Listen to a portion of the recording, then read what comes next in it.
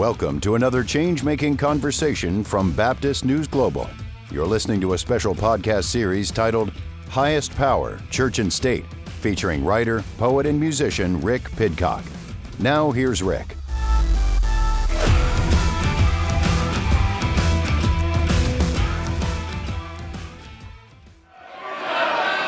Members are engaging in willful and continuing breach of decorum, and the chair is prepared to direct the Sergeant-at-Arms to restore order to the joint session. Mr. Green, take your seat. Take your seat, sir. Take your seat. Finding that members continue to engage in willful and concerted disruption of proper decorum, the chair now directs the Sergeant-at-Arms to restore order. Remove this gentleman from the chamber. It was a wild night as President Trump gave his address to a joint session of Congress Tuesday evening. It started with Congressman Al Green getting hauled away and included raucous laughter from the GOP throughout. And in our interview segment today, I'm going to be speaking with Anthea Butler about her thoughts on Trump's speech. But first, let's get caught up with some of the latest headlines. The Supreme Court voted 5-4 on Wednesday to deny the Trump administration's request to overturn U.S. District Judge Amir Ali's decision to require them to unfreeze payments for close to $2 billion in aid for work that was already completed. This seems par for the course for Trump, who has been accused in over 3,500 lawsuits going back to the 1980s for not paying people who completed contracts for his company.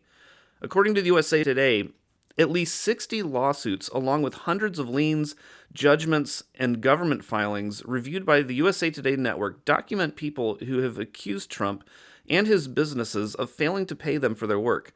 Among them, a dishwasher in Florida, a glass company in New Jersey, a carpet company, a plumber, painters, 48 waiters, dozens of bartenders, and other hourly workers at his resorts and clubs coast to coast, real estate brokers who sold his properties, and ironically, several law firms that once represented him in these suits and others. These weren't billionaire business tycoons who had money lying around for lawsuits. These were hourly workers, people on the underside of power who he chose to dismiss, despite having plenty of money to pay them. So, of course he doesn't want to pay people who already completed work for the government. That's how he rolls. And apparently, 4 Supreme Court justices are just fine with him freezing payments and costing people their jobs, and for many of the people they were helping, their lives. Alito wrote in a scathing dissent that the decision is rewarding an act of judicial hubris and imposes a $2 billion penalty on American taxpayers. Of course, the money had already been allocated by Congress. The contracts had already been signed, and the work had already been completed. Unfortunately, even though the Supreme Court has ordered the administration to pay the money that is owed, the nonprofits that are waiting for the money have already had to lay off thousands of employees. One of the nonprofits that helps refugees, HIAS, said it regretted the irreparable damage that the Trump administration has already inflicted on our staff, the people we serve, and the reputation of the United States as a leader and a reliable partner. And remember, many of these organizations suing the Trump administration are run by Christians who are living out their faith by caring for their neighbors. So while Christian organizations who attempt to embody the presence of God in and among the oppressed in the world are having to sue the Trump administration to be reimbursed for the agreed-upon work they've already done, white Christians who interpret reality as authority and submission glory hierarchies continue to support the billionaire who has a history spanning decades of being caught up in lawsuits for not paying the people in the service industry who worked for him. In other news, the Trump administration decided to stop sharing intelligence with Ukraine. The intelligence being withheld involves warnings of drone and missile attacks from Russia. This comes after Trump suspended military aid to Ukraine on Monday. Democratic Representative Jim Himes of Connecticut, who is the ranking Democrat on the House Intelligence Committee, said, "The pause on providing material to Ukraine against Putin's aggression is unconscionable on its own, but the idea that we will now withhold life-saving intelligence from Ukrainians who are fighting and dying is unforgivable." Again, just like the USAID story, The Trump administration is siding with the powerful aggressor while making decisions that will cause death among the oppressed. And that's exactly what happened yesterday as a Russian missile hit a hotel, killing 2 people and injuring 29. In the tariff war, despite making a big deal on Tuesday night about how putting tariffs on our neighbors was going to usher in the golden age, Trump woke up the next day and decided to put a 1-month pause on the tariffs related to the auto industry, but all other tariffs remain in place. The story highlights one of the difficult things to process about how Trump talks about those he sees as his enemies. His script about Canada and tariffs makes no sense. He says Canada treats us horribly with tariffs, as if we're the victims on the underside of Canada's economic hierarchy. But he also says Canada is so helpless they won't survive without us. So Canada is the big bad bully on one hand and the helpless little runt on the other. Of course, as with the other stories, this is the way Trump has behaved for years. When I pointed this out on social media, one person responded, "He said the same thing about Biden. He's Sleepy Joe, but he's also the most corrupt and devious president ever." Another person added, "Hillary was weak and dying, but also in charge of a dangerous world cabal." A third person said, "This is how narcissists communicate. They say whatever they need to say to protect their egos and dominate their victim. They are never at fault. I know the term narcissist can seem overused, but it really does apply to him. Learning how they operate makes things more clear and less confusing." One area where more clarity and less confusion can be helpful is in the case of emergencies, especially related to the weather. But again, the Trump administration is cutting funding for the NOAA Center for Weather and Climate Prediction. Of course, this isn't the first time Trump acted like he knew more than scientists, and I'm not even talking about the COVID pandemic. You may remember Trump's famous Sharpie Gate, when he pretended to be a weatherman drawing with a Sharpie on a map that Alabama was going to get hit hard by Hurricane Dorian. Minutes later, the National Weather Service Birmingham contradicted Trump, saying Alabama wouldn't see any impacts from Dorian. But Trump stubbornly doubled down with his Sharpie map. And then the NOAA surprisingly backed Trump and contradicted the local Birmingham office. But according to the New York Times, Wilbur Ross, the Trump cabinet member who oversaw the NOAA at the time, threatened the NOAA to fire some of their top employees due to contradicting Trump's Sharpie map. The New York Times also said Ross was doing what he was told to do by Nick Mulvaney, who was Trump's chief of staff at the time. And as Kentucky Governor Andy Beshear points out, the way Trump is treating the NOAA is going to cause unimaginable suffering by limiting our ability to prepare for emergencies. The Trump administration laying off National Weather Service forecasters makes us less safe. We've had 13 federally declared disasters since I've been governor. This last one took the lives of 23 people. It would have taken the lives of so many more, but the National Weather Service predicted it. We had over a week to get boat crews out. They made 1,000 rescues in 24 hours. Without the National Weather Service, it would not have happened. So on to Trump's speech. Many people are focusing on the many lies Trump told, and rightly so. According to CNN fact-checker Daniel Dale, it was an extremely dishonest speech. But I wanted to examine Trump's speech in terms of how its assumed theology and power dynamics were affecting those on the underside of power. So I sat down to speak with Anthea Butler, a professor and the author of White Evangelical Racism, The Politics of Morality in America. To restore common sense, what I have just described is only a small fraction of the common sense revolution that is now, because of us, sweeping the entire world. Common sense has become a common theme, and we will never go back. We've ended the tyranny of so-called diversity, equity, and inclusion policies all across the entire federal government and indeed the private sector and our military. We have removed the poison of critical race theory from our public schools. Radical left lunatics. Pocahontas says yes. Because we're getting wokeness out of our schools and out of our military, and it's already out, and it's out of our society. We don't want it. Wokeness is trouble. Wokeness is bad. It's gone. It's gone. And we feel so much better for it, don't we? Don't we feel better? Sedentary migrants, nobody knows what that is. $8 million to promote LGBTQI+. in the African nation of Lesotho, which nobody has ever heard of. $60 million for indigenous peoples and Afro-Colombian empowerment in Central America. $60 million. $8 million for making mice transgender. Asia's doing very well with learning. We know what we're doing. We should use it ourselves. 1,039 people between the ages of 220 and 229. One person between the age of 240 and 249. And one person is listed at 360 years of age. More than 100 years. More than 100 years older than our country. We have a healthier country than I thought, Bobby.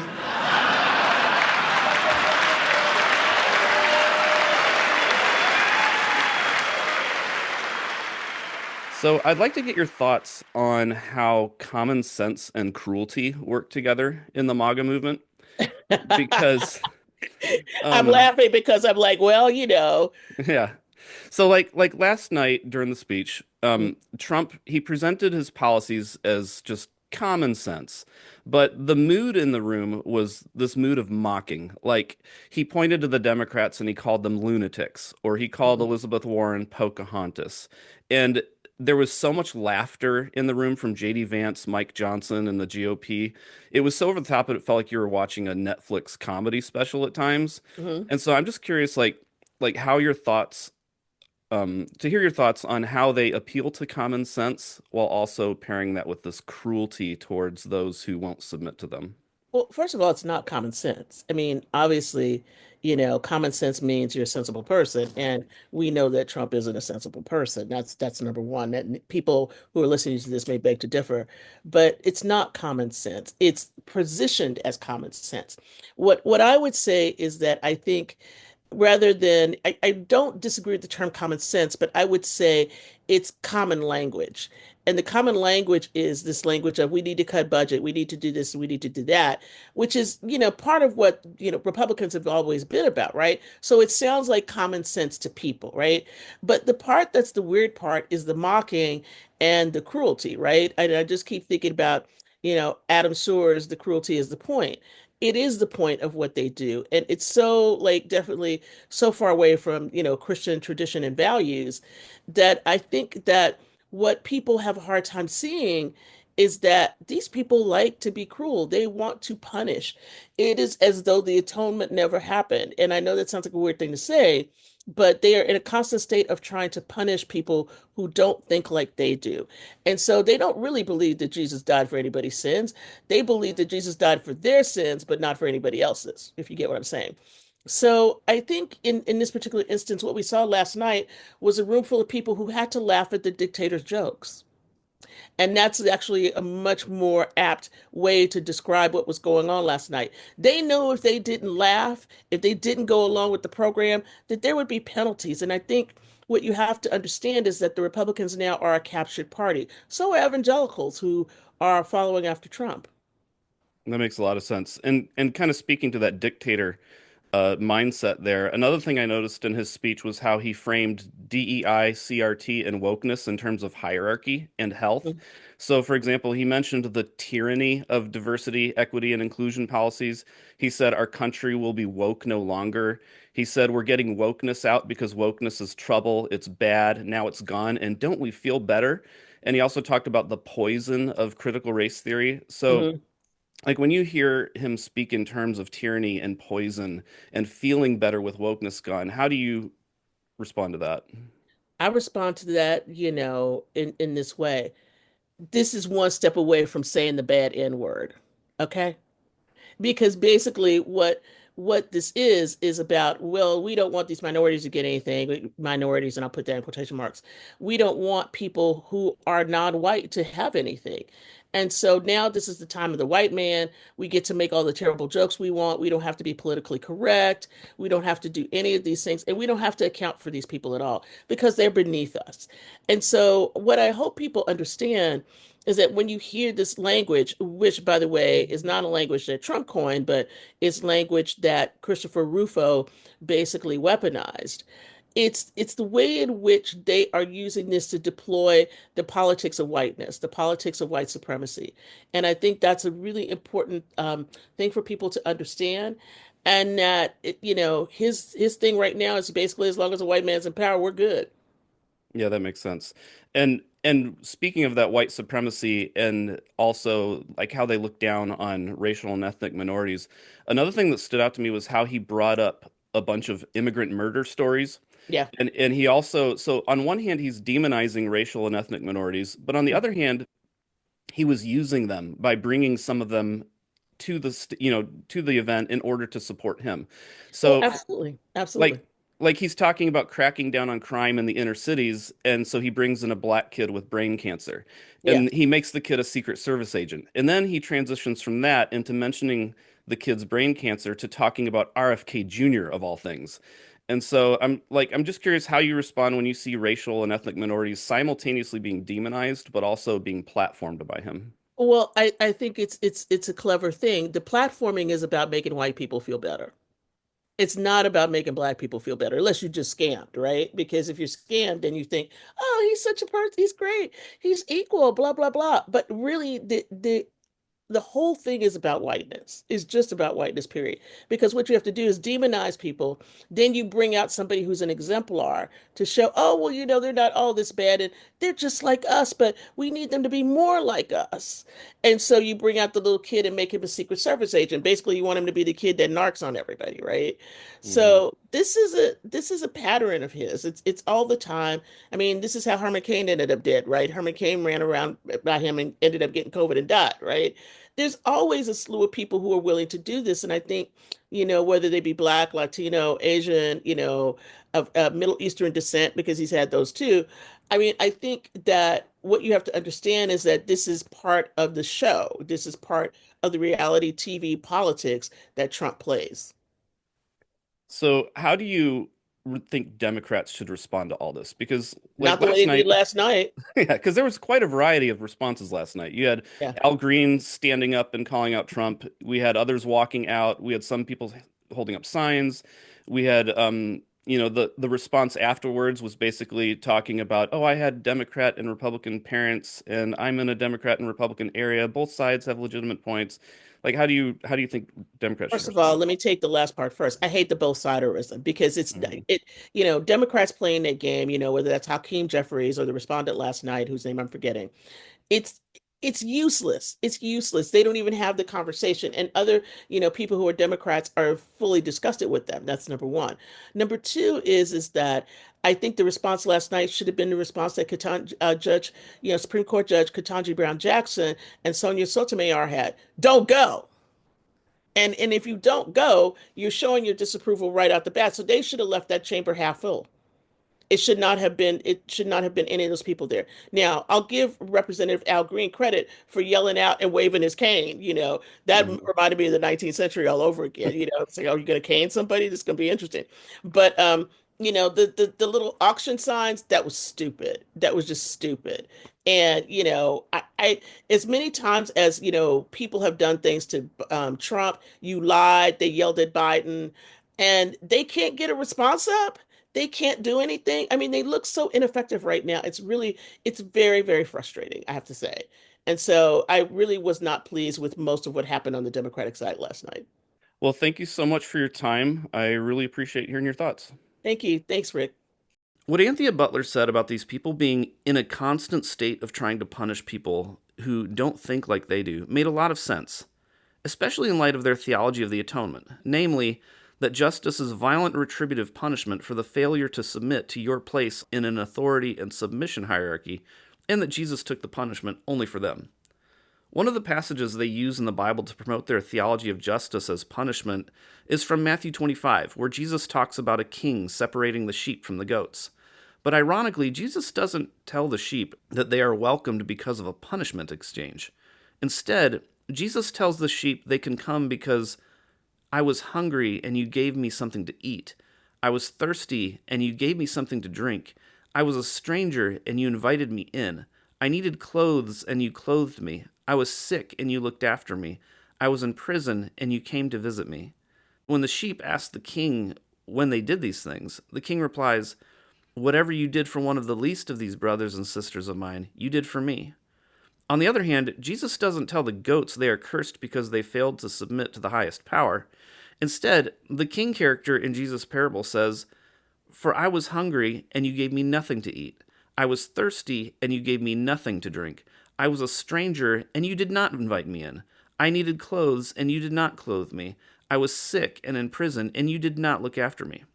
And when the goats asked the king when they failed to do these things, the king replied, "Whatever you did not do for one of the least of these, you did not do for me."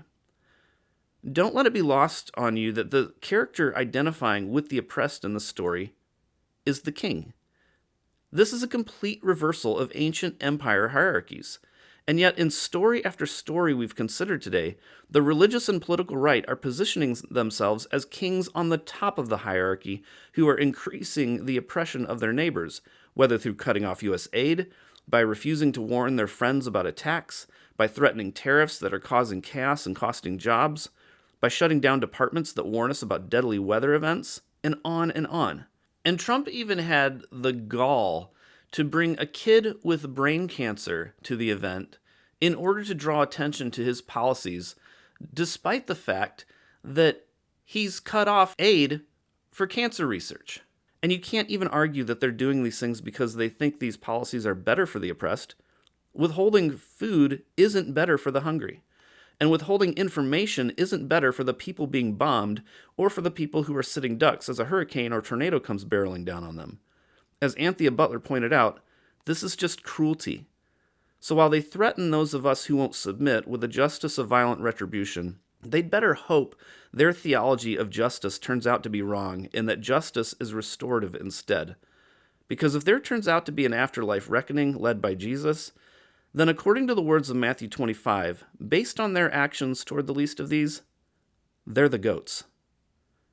Thank you for listening. Please like, subscribe, and share, and we'll be back next week with 2 new episodes. This has been another change-making conversation from Baptist News Global. The episode you've just heard is part of a special podcast series titled Highest Power, Church and State. Be sure to follow BNG Daily at baptistnews.com and subscribe to get notifications about future episodes. Baptist News Global is a national nonprofit news service that is independent, free, and faithful. BNG is supported by readers and listeners like you. Learn more at baptistnews.com.